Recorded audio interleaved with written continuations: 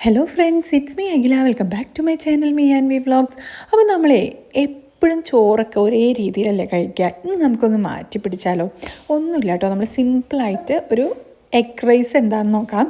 അപ്പോൾ നമ്മളൊരു പാൻ വെച്ച ശേഷം അതിലോട്ട് ആവശ്യത്തിന് വെളിച്ചെണ്ണ ഒഴിച്ച് കടുക് പൊട്ടിക്കുന്നുണ്ട്. അത് കഴിഞ്ഞ് കുഞ്ഞുഞ്ഞാന്നരിഞ്ഞ് നമ്മുടെ ഓനിയനും പച്ചമുളകും തക്കാളിയും ഒക്കെ അതിലോട്ട് ആഡ് ചെയ്ത് കൊടുത്തിട്ട് മുളക് പൊടി, മല്ലിപ്പൊടി, മഞ്ഞൾപ്പൊടി, ഉപ്പ്, ഗരം മസാല, ചിക്കൻ മസാല ഇതെല്ലാം കൂടെ അതിൽ ആവശ്യത്തിന് ആഡ് ചെയ്ത് നല്ലപോലെ സോട്ട് ചെയ്തെടുക്കുക. 2 മുട്ട പൊട്ടിച്ച് അതിലൊഴിച്ച് നല്ലപോലെ ഇങ്ങനെ കുത്തി പൊരിക്കുക കേട്ടോ. അത് കഴിഞ്ഞാൽ പിന്നെ നമ്മുടെ ഐറ്റം സെറ്റാണ്. ഇങ്ങനെ തന്നെ കഴിക്കാൻ നല്ല ടേസ്റ്റാണ് കേട്ടോ. ചൂടോടുകൂടെ ചെയ്തവരുണ്ടാവും, എല്ലാവർക്കും അറിയുന്നതാണ്. ഞാൻ അതൊന്ന് കുറച്ച് മാറ്റി വെച്ചു സെപ്പറേറ്റ് ആയിട്ട്.